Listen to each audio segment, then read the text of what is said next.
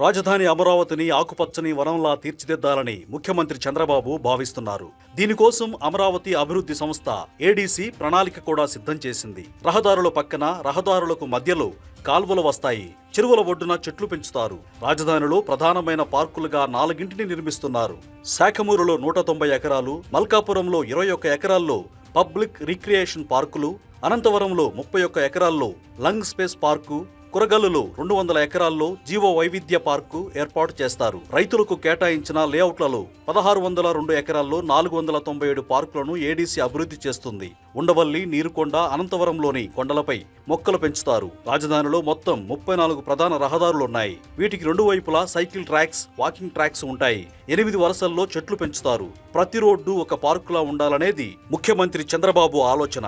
మొత్తంగా 6974 ఎకరాల్లో పార్కులు, హరితవనాలు రాబోతున్నాయి.